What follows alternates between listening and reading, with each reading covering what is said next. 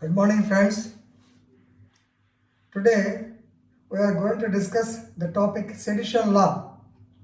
You might have seen in the press, it has come in bold letters and headlines also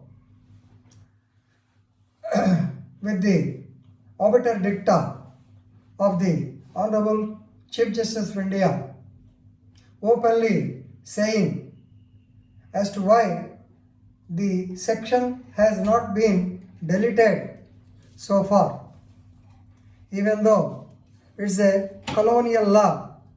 Why it is not taken care of or deleted by the government has been commenting yesterday. So actually a public interest litigation was filed by a retired Major General S.G. Wombet-Kere. He is a retired army officer against the sedition law. So he alleged that the sedition law has become the most misused law.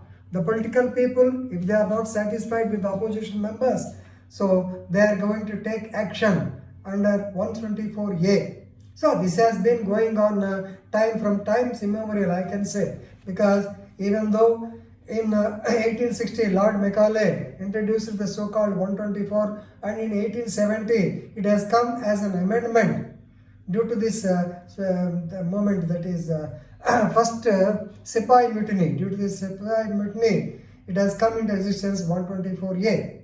Of course, yesterday Honorable CJA he has commented that this particular act or this particular section 124A sedition has been used against our father of the nation, Sri Mahatma Gandhi, and also Bal Gangadhar Tilak. So I already in my previous videos I have mentioned that Mahatma Gandhi mentioned it as a prince of the so-called penal sections. That means if the party in power of the government is not happy with your utterances or with your comments, definitely they can use 124A and send you to jail because it's a non-bailable offense. Of course, life imprisonment is there, but still 3 years punishment is also there.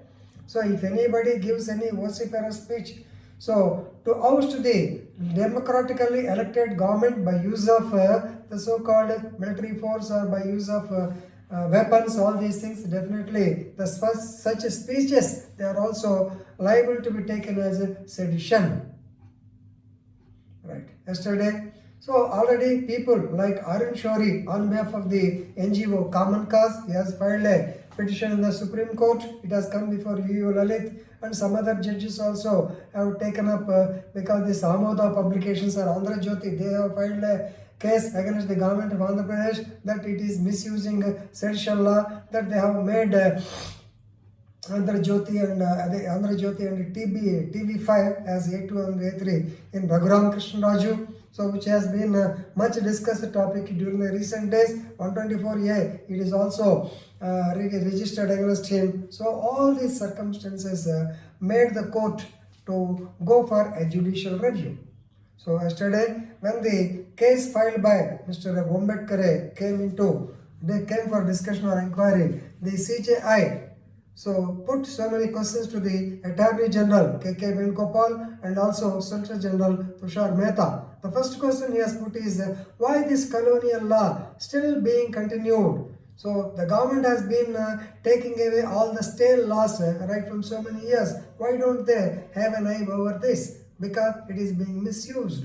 The best example is misuse of the sections is section 66A of the Information Technology Act. Even though in 2005 in Shreya Singhal case, even though it is held unconstitutional, still police are using the case as a tool to harass the people, even though the court said no. So of course, yesterday the central government has given an instruction to all the states to withdraw the cases of 66A IT Act likewise. And another citation by the Chief Justice is, no doubt, you give a saw to a woodcutter, so to a then if he actually to make some article, to prepare some cart or something, you have given him a saw or knife. But without making the same, if he tries to cut the entire forest, then what will happen? This misuse will be there. So people are using the section, particularly the politicians, they are using the section to silence their opponents because it is non-bailable and he has to be in jail for some time. Later we don't know what will happen. So a day has come where we have to discuss threadbare about the sedition law. Of course, Attorney General, he has also given some clarification. He has clearly stated that, Your Honor, you need not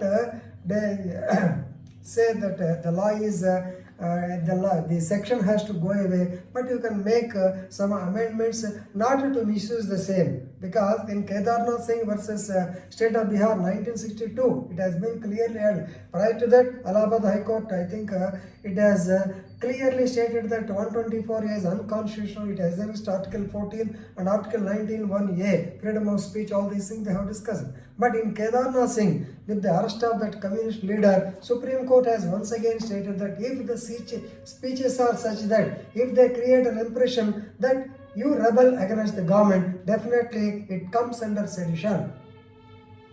Even that R versus Cooper case also, I told you, in that case also, the court stated that not only giving speeches but attempt to give speeches, they also come under the sedition law. All these things are there, so many umpteen number of judgments have come. But anyway, yesterday the bench headed by the Chief Justice of India, Rishikesh Roy, and also S. Bopanna, they have clearly stated that they will take up all these things, they will club all these things against the sedition law and they will decide the matter. Let us wait and see whether they will, of course, whether they will say that it is unconstitutional, whether they may give some more amendments to the section, all these things we have to wait and see. Right? Thank you very much.